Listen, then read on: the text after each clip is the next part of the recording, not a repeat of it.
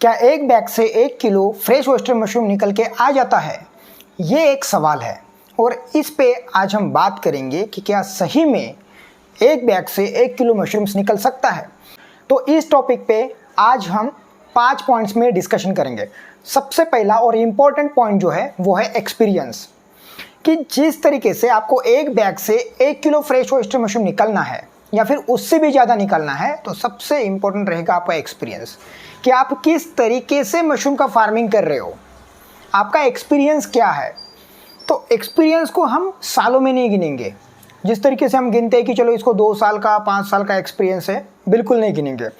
नए नए ग्रोवर्स जो कि 6 महीने 1 साल हुए हैं, ऐसे भी ग्रोवर्स मैंने देखे हैं जो बहुत अच्छा परफॉर्म कर रहे हैं कम समय में। तो इसका मतलब ये है कि उन्होंने क्या किया कि उन्होंने कम समय में उतना एक्सपीरियंस अचीव किया।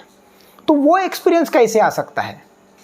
वो एक्सपीरियंस लाने के लिए सबसे पहली चीज़ है कि आपको एक ही चीज़ अलग अलग तरीके से करके देखना चाहिए। जैसे कि उसमें हम सेकंड पॉइंट पे बात करने वाले हैं, लेकिन फिर भी एक बात बता रहा हूँ कि जिस तरीके से हम सोचते हैं कि क्या हम 1 किलो भूसा डालेंगे, उसमें 100 ग्राम स्पॉन डालना है, तो कोई नया बंदा होगा तो स्पॉन रिड्यूस करके देखेगा, तो 1 किलो भूसे में सिर्फ 80 ग्राम स्पॉन डाल के देखेगा। वही 1.5 किलो भूसे के लिए 100 ग्राम स्पॉन डालेगा। तो ये एक्सपेरिमेंट्स हो गए, और इस एक्सपेरिमेंट से, इस तरीके के एक्सपेरिमेंट करके हम एक नया एक्सपीरियंस गेन कर सकते हैं। तो ये मैटर नहीं करता है कि आपका एक्सपीरियंस कितना बड़ा है, 5 साल का है, 6 साल का है, 10 साल का है। बहुत सारे ग्रोवर्स ऐसे हैं जिनका एक्सपीरियंस बहुत बड़ा है, 10-10 साल से फार्मिंग कर रहे हैं, लेकिन वहीं पे अटक के हैं।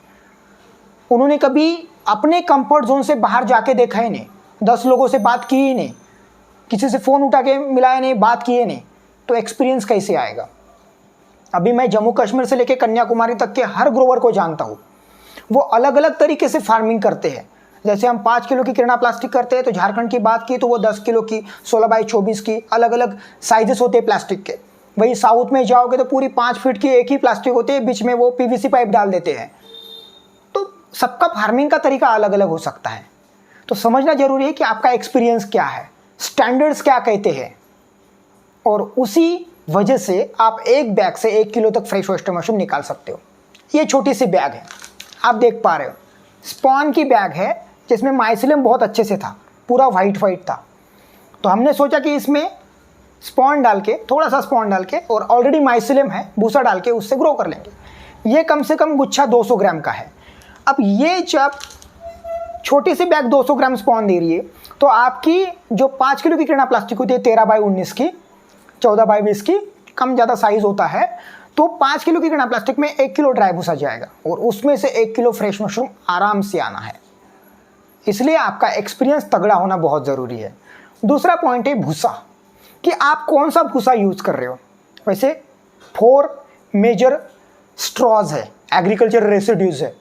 व्हीट स्ट्रॉ जो गेहूं का होता है, पैडी स्ट्रॉ जो चावल का होता है, फिर होता है सोयाबीन का स्ट्रॉ, और बाद में होते हैं कॉटन स्ट्रॉ, कॉटन स्टिक्स, और भी बहुत सारे स्ट्रॉज है जो आप यूज कर सकते हो। बिल्कुल आप सोचोगे कि फिर से इसमें आपका सवाल पैदा होगा कि सर कौन सा स्ट्रॉ यूज़ करें, तो इसके ऊपर भी मैंने ऑलरेडी वीडियोस बने हैं, आप कमेंट कर सकते हो कोई भी सवाल आपके दिमाग में है तो इसमें से जो भी स्ट्रॉ है उस पे ऊपर आप एक्सपेरिमेंट करिए, एक बार स्पॉन डाल के देखिए। जो आप कर रहे हो व्हीट के साथ में, तो दूसरे 1-2-4 बैग्स अलग करके देखिए, वो भी एक एक्सपीरियंस भी होगा, एक्सपेरिमेंट भी होगा आपका, और भूसे का टेस्टिंग भी हो जाएगा।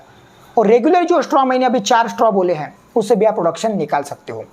तीसरी चीज़ है एनवायरमेंट, कि किस तरीके का आप एनवायरमेंट सप्लाई करते हो।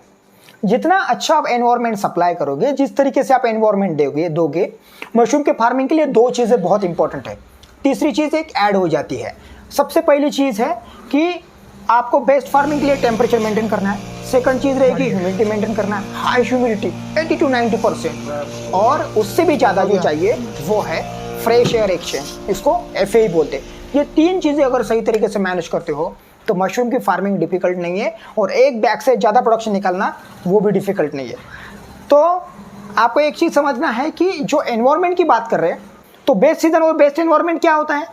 बेस्ट सीज़न और बेस्ट एनवायरनमेंट होता है विंटर सीजन में। इसलिए तो बहुत सारे छोटे मोटे चंटू बंटू फार्मर्स भी आते हैं, तो भी वो विंटर सीजन में ग्रो कर लेते हैं, और उनको लगता है कि विंटर में हमने ग्रो कर लिया हम सक्सेसफुल हो गए इसका मतलब साल भर सक्सेसफुल होंगे ना। आपने विंटर में ग्रो कर लिया और आपके मशरूम बहुत अच्छे आए इसका मतलब ये नहीं कि आपको पूरा एक्सपीरियंस आ गया, नहीं।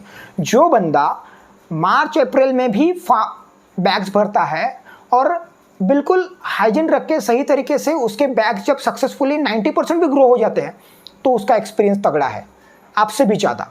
या फिर थोड़ा सा शिफ्ट हो जाना चाहिए, स्विच कर लेना चाहिए हमारी मशरूम कि जो भी हम ऑयस्टर कर रहे हैं तो फिर मिल्की पे जाएंगे, मिल्की को साथ में पैडी करेंगे, या फिर आप सीजनल में ठंडी में भी बटन भी कर रहे हो तो उसको शिफ्ट करना पड़ेगा।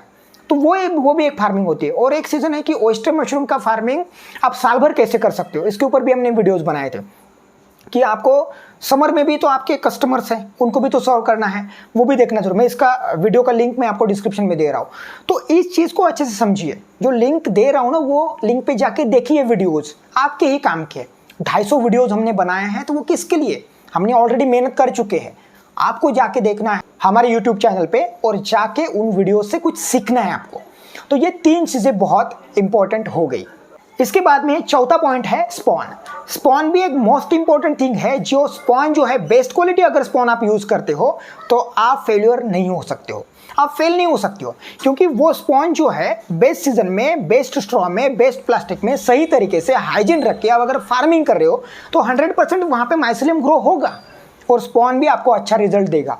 तो बेस्ट क्वालिटी स्पॉन सही टाइम पे रिसीव करना, सही टाइम पे कल्टीवेशन करना और सही टाइम पे मशरूम का कल्टीवेशन करके प्रोडक्शन निकालना, ये भी एक इंपॉर्टेंट चीज़ है।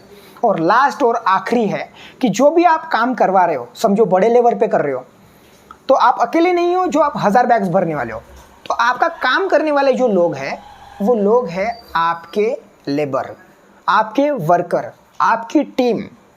तो आपके पास में वो टीम होनी चाहिए जो स्किल्ड हो, जिनके पास में एक्सपीरियंस हो, जो बहुत अच्छा से काम करता हो, जो मन लगा के, ध्यान लगा के, चिंतन लगा के, पूरा जी जान लगा के काम करती हो। ऐसी टीम को आप हायर करो और उनसे काम करवा लो। तो स्किल्ड टीम भी बहुत इंपॉर्टेंट है। तो आशा करता हूँ कि मैंने जो 5 पॉइंट्स पे बातें की, कि जैसे आपको सबसे पहले मैंने आपको बताया कि सबसे पहले आपका एक्सपीरियंस मैटर करता है। सेकंड चीज़ मैंने आपको बताया कि आपका भूसा कौन सा है वो मैटर करता है, स्पॉन कौन सा यूज़ कर रहे हैं वो मैटर करता है, आपकी स्किल्ड लेबर है कि नहीं वो मैटर करता है। और ये सारी चीज़ें जब एक जगह मिल जाती है और बहुत अच्छे से काम कर सकते हो तो आपको रिजल्ट भी बहुत अच्छा मिलता है। तो दोस्तों ये वीडियो आपको कैसा लगा ज़रूर बताएं, और कौन से नए वीडियो आप एक्सपेक्ट करते हो ज़रूर बताएं। मिलते हैं नेक्स्ट वीडियो में, तब तक के लिए धन्यवाद।